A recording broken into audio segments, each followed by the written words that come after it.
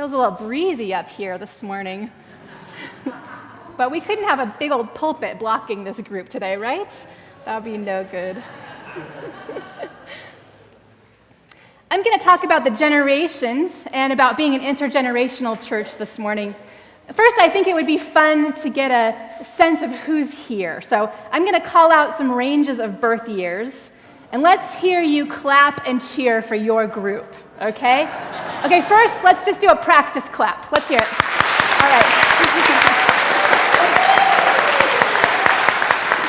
All right, you're ready. This is good. Okay. So if you were born between 1982 and 2000, let's hear you.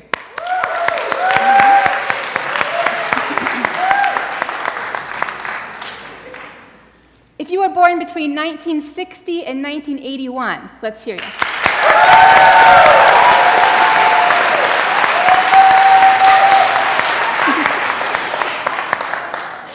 Now, how about if you were born between 1943 and 1960?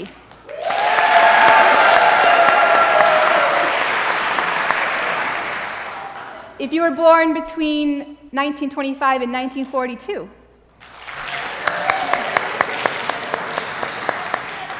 Anybody born between 1925? Let's all clap for our elders born before 1925.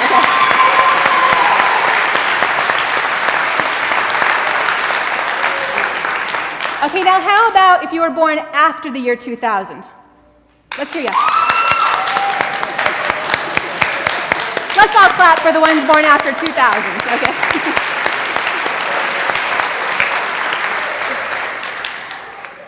It's good to be together, isn't it? I'm excited. Yes, it is good. I'm excited to talk about this topic, but I have to let you know that I didn't actually think of it all by myself.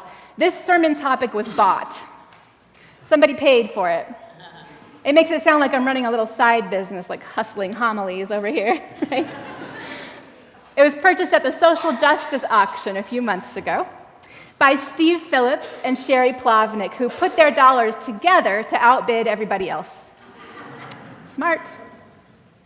Steve, Sherry, and I exchanged email messages afterward, and they shared that they hoped I would talk about the importance of children, teens, and young adults to a vital activist church. And they also hoped I would touch on the issues that couples with young kids face, or families with young kids face, that may give them pause to commit and become members of a church. Later, Steve added something else, and he gave me permission to share it with you. He wrote, "I miss interacting with young minds.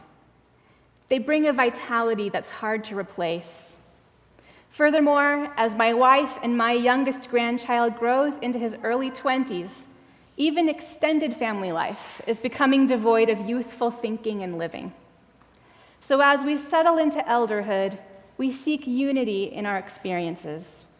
As we grow in our spiritual faith, we more acutely feel the absence of spiritual connection to young people." Now, they're not the only ones who long for intergenerational connections. One of the things I hear most often from our youth group is that they want to be part of this larger congregation. They don't just want to be a little side group.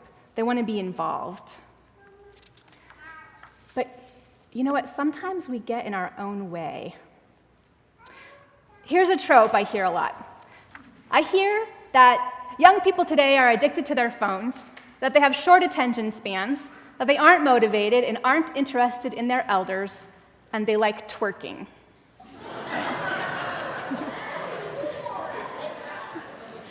My experience of young people is different. The young people, the teens and the 20-somethings that I know are deep thinkers. They want to have fun and live meaningful lives. And they're willing to be vulnerable and authentic. And they are drawn to authenticity.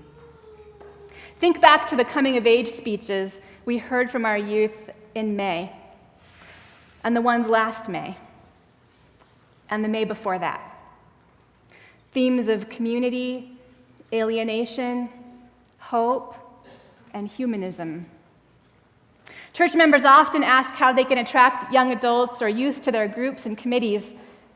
But I've also heard stories of youth being turned away from church groups, either explicitly because that group doesn't see itself as part of creating that intergenerational church we long for, or implicitly when the youth don't feel seen and heard as full participants. Recently, outside of the church, I attended a social justice training for people who are considering getting arrested to bring attention to systemic racism and this nation's distorted morality. There were about 30 people at this training. And as he began, the trainer lamented the fact that young people were not getting involved in the movement because they just wanted to be on their phones. I was so confused because fully 1/3 of the room looked like they were between 18 and 30 years of age. It was like he just didn't see them. Maybe because they didn't fit the image in his mind. The negative perception of younger generations is not a new phenomenon, of course. I'm part of Generation X, people born between 1973 and 1981. So we're in our late 30s and early 40s. Together, my group and the one before it, known as Busters, those are the people born between 1960 and 1972, together we're called the 13th generation because it's the 13th generation since the Declaration of Independence. When the 13th generation was younger, it was described by elders as lost, ruined, and wasted. We were accused of being driven by appetites more than ideas. We invented the mosh pit and gangster rap. We wore baggy jeans and we made our hair look dirty on purpose. It horrified our elders, right? And who were those elders? Well, they were the baby boomers, born between 1943 and 1960. You know what, though? When they were young, their elders had grave concerns about them, too. Their parents were from the silent generation who fought in World War II. The boomers took their parents' V sign for victory and turned it into a peace sign. They rebelled against authority with protests against Vietnam. They were hippies and Black Panthers. They practiced free love. They invented Woodstock, disco, and lowriders. And they smoked marijuana. They're poor parents. But wait. Their parents were once fretted over as well. The silent generation was born from 1925 to 1942. They invented rock and roll and Elvis Presley's hip gyrations and Playboy magazine. Their parents, the GI generation, must have been appalled, but the silent generation was mild compared to their parents. The GI generation was born from 1901 to 1924. They came of age in the roaring 20s and the 30s. Women cut their hair short and wore pants.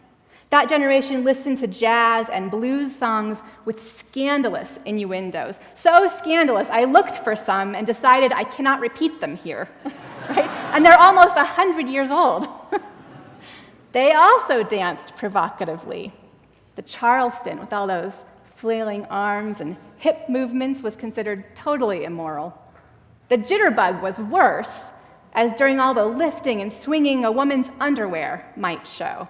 Probably would show. One anti-dance writer described the jitterbug as conceived in hell and brought forth by the brothel. I have to say that sounds way worse than twerking. The GI generation invented speakeasies and they made moonshine. Their bootleggers invented hot rods to escape the police. Those cars could drive a mile a minute. And there were no freeways, right? So you see my point. It's time to toss out what we think we know, what our perceptions are about people older or younger than ourselves. Toss out generalizations about any particular generation and just see each other with big hearts, with openness and a spirit of curiosity. This might seem like a very general thing to say. There have been all kinds of surveys and studies to see what would make churches attractive to young families and young adults and teenagers. But what I know is you can incorporate all the laser lights, espresso machines, and hashtags you want into your church if people hear people like themselves being described negatively, or if they're turned away from church groups for being too young, or if they're frowned at in worship because their little ones make a little noise. then it won't be their church. And you know what? Some of us get noisier as we get older, too. Yeah?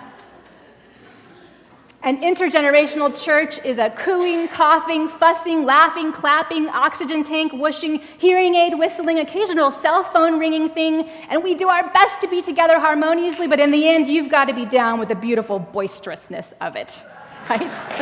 Okay.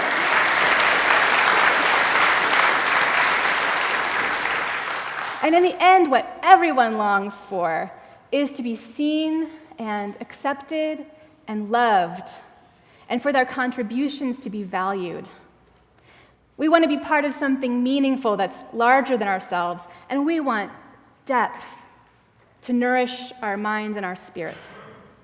That is the most important thing I have to say this morning. Toss aside preconceived notions, receive each other with big hearts. What's important is warmth and authentic community. It's not just me saying it. Kara Powell, Jake Mulder, and Brad Griffin are directors at Fuller Youth Institute. That's a research program at Fuller Theological Seminary where they focus on youth and young adults in churches. For their book called Growing Young, the team undertook a research project involving more than 250 congregations and more than 1,300 young churchgoers ages 15 to 29. When they asked those young churchgoers what they want from churches, the response was authenticity and connection. The team writes, when we analyzed the terms that young adults use to describe the churches or the parishes that they chose, we noticed repeated words: welcoming, accepting, belonging, authentic, hospitable, and caring. The researchers called it the warmth cluster, and it turned out to be a stronger variable than any ministry program. Now, warmth is not the same as niceness. Right? Niceness is nice. We should smile and we should greet people in a friendly way. But warmth is more than niceness. It's more than superficiality. It's about real relationships developing. Many of the young people who participated in the study likened it to a feeling of family. That's what they want. A lot of human interaction takes place online, disembodied and curated. Of course, there is a craving for warm, authentic relationships. And now the climate in our country has worsened. There's an increase in hate speech and in people being criminalized for just being.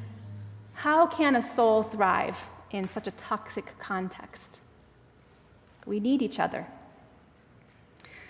The researchers offered some practical suggestions for what churches can do to increase their warmth.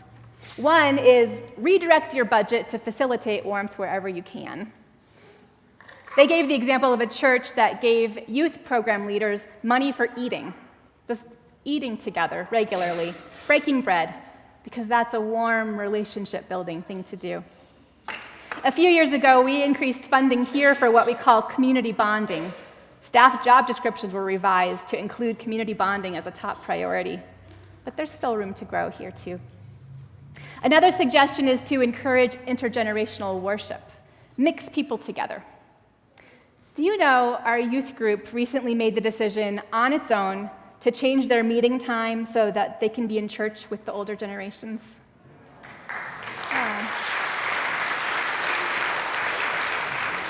Youth group used to meet during church, and now it meets after. How awesome is that? They took the first step.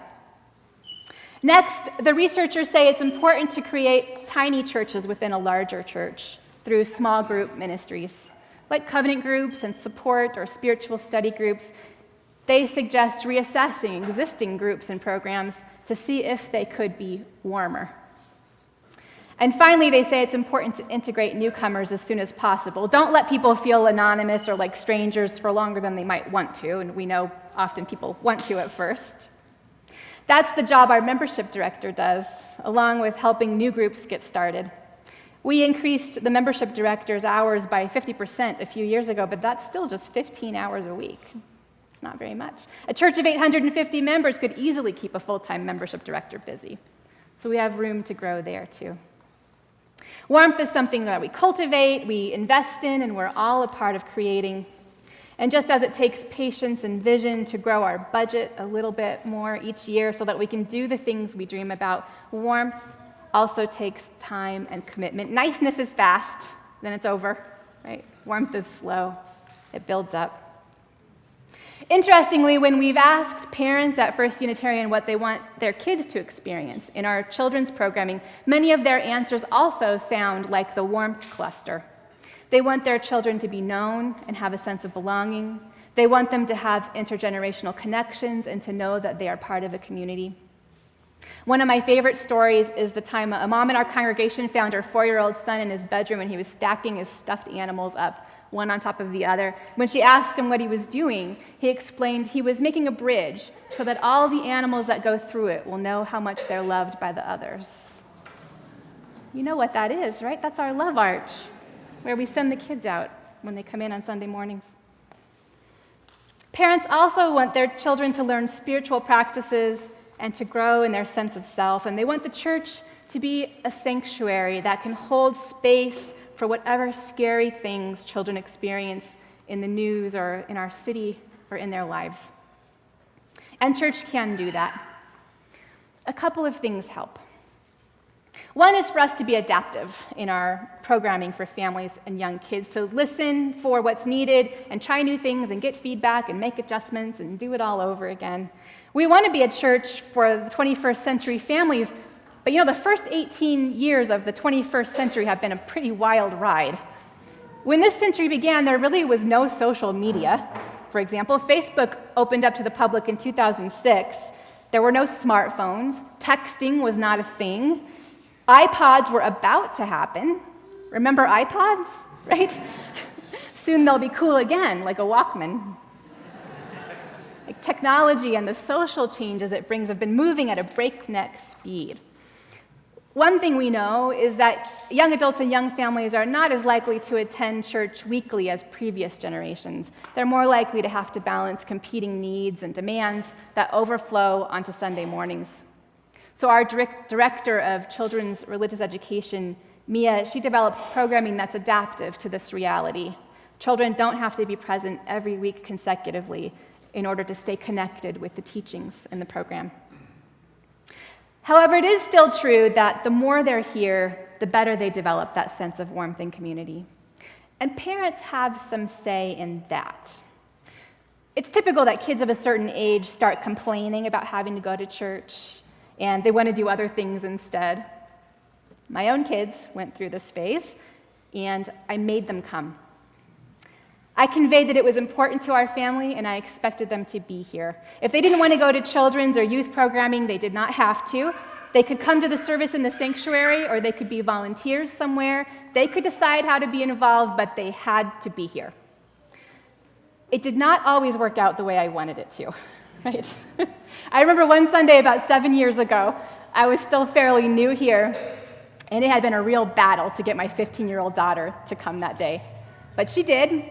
And as I was shaking hands in the receiving line after the service, I realized where she had decided to be. She was right behind me, scowling and giving the evil eye at everybody.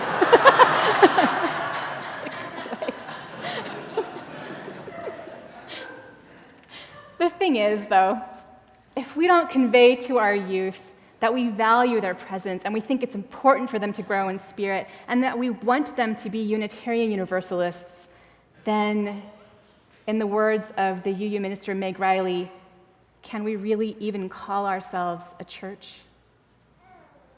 We need all of us. My daughter is a lovely person, by the way. That strong will is now powering her through nursing school, and I could not be more proud of her.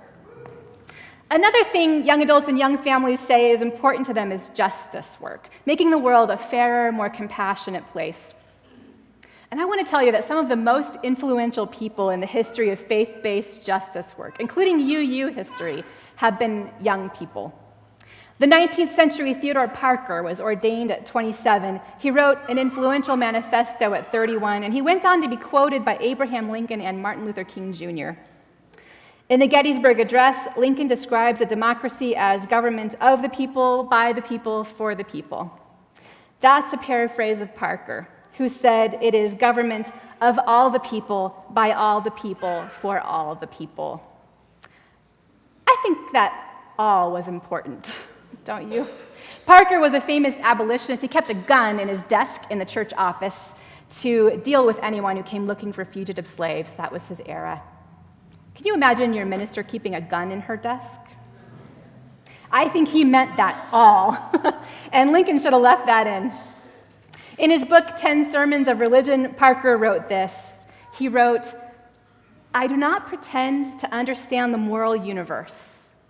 The arc is a long one. My eye reaches but little ways. I cannot calculate the curve and complete the figure by experience of sight. I can divine it by conscience. And from what I see, I am sure it bends toward justice."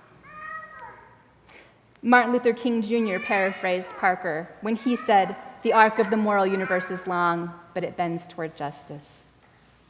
And do you know how old King was when he led the Montgomery bus boycott? 26. Yeah. Young minds are some of the most important minds among us. The determination and the passion of young people is crucial for social change. I learned community organizing from Marshall Gans. Gans dropped out of college in the 60s to organize with MLK and with Cesar Chavez, and Gans often spoke of the centrality and the power of young adults in shaping society. Gans also went on to help design the organizing model of President Obama's 2008 campaign, in which young adults were again central. But he had a role too, as an elder. We who are not young adults all have that role. It's believing in them and encouraging them. It is, in the words of the Reverend Dr. William Barber, answering the call to suit up one more time and stand with them and behind them, trusting, counseling, and supporting. It all sounds like a force to be reckoned with. And doesn't it sound beautiful? There are quite a few teens and young adults and young families in our congregation already, more than a lot of churches can boast. As a whole community, we can practice warmth and welcome to continue growing into the intergenerational vision we share.